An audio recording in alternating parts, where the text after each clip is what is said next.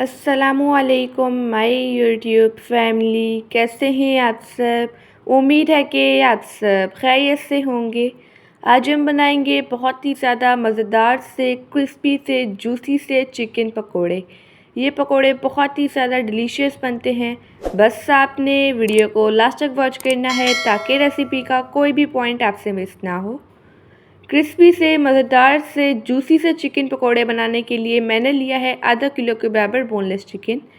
आप देख सकते हैं मैंने चिकन की छोटी छोटी सी बोटियाँ करवा ली थी। अब इसमें हम ऐड करेंगे 4 खाने के चम्मच के बराबर दही, एक छोटे साइज़ का बिल्कुल बारीक कटा हुआ प्याज ऐड करेंगे, फाइन चॉप होना चाहिए, ठीक है। 1 खाने के चम्मच के बराबर ऐड करेंगे लहसुन अदरक का पेस्ट। 1 खाने के चम्मच के बराबर बारीक कटी हुई हरी मिर्ची ऐड करेंगे। 1.5 चाय के चम्मच के बराबर लाल मिर्च का पाउडर ऐड करेंगे। 1/4 चाय के चम्मच के बराबर ऐड करेंगे अजवाइन। 1 चाय के चम्मच के बराबर ऐड करेंगे कुटी हुई लाल मिर्च। 1 चाय के चम्मच के बराबर ऐड करेंगे कसूरी मेथी और 1 चाय के चम्मच के बराबर नमक। नमक आप टेस्ट के अकॉर्डिंग भी ऐड कर सकते हैं। 1 चाय के चम्मच के बराबर ज़ीरा पाउडर ऐड करेंगे। 1 चाय के चम्मच के बराबर सूखे धनिया का पाउडर ऐड करेंगे। 1/4 चाय के चम्मच के बराबर गरम मसाला पाउडर ऐड करेंगे और आधा चाय के चम्मच के बराबर हल्दी पाउडर ऐड करेंगे। आधा कप के बराबर हम ऐड करेंगे बेसन। बेसन को मैंने अच्छी तरह से छान लिया था। ताज़ा हरा धनिया ऐड करके इन तमाम चीज़ों की अच्छी तरह से मिक्सिंग कर लेंगे। मैंने पकोड़ों का मिक्सचर तैयार कर लिया है। पकोड़ों का मिक्सचर बनाते हुए पानी की नीड नहीं पड़ी क्योंकि हमने दही ऐड की थी। अगर पानी की नीड हो तो आप इसमें थोड़ा सा पानी भी ऐड करके मिक्सचर तैयार कर सकते हैं। पकोड़ों का मिक्सचर बनकर रेडी हो चुका है। अब इस मिक्सचर को हम रेस्ट देंगे। मैं आपको रेस्ट देने का तरीका बताती हूँ। आपने इस मिक्सचर को तकरीबन 2 घंटे के लिए फ्रिज में रख लेना है रेस्ट देने के लिए।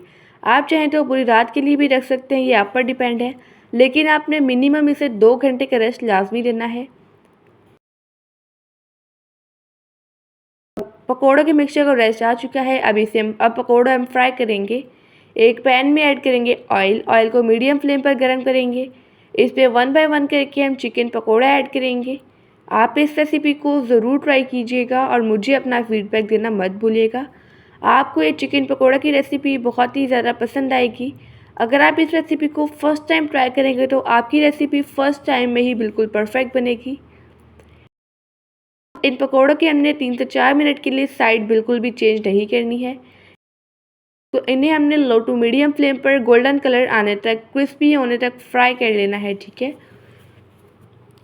पकोड़ों को हमने एक साइड से अच्छी तरह से फ्राई कर लिया है। अब इसकी साइड हम चेंज करेंगे और इन चिकन पकोड़ों को दूसरी साइड से भी फ्राई कर लेंगे।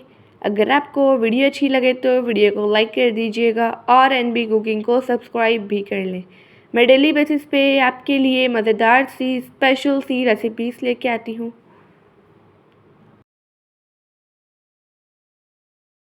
अभी रिसेंटली मैंने आपसे बहुत ही ज़्यादा मज़ेदार से स्नैक्स की रेसिपीज़ शेयर की हैं। अगर आपने वो रेसिपीज़ नहीं देखी तो आप मेरे चैनल पर विज़िट कर सकते हैं।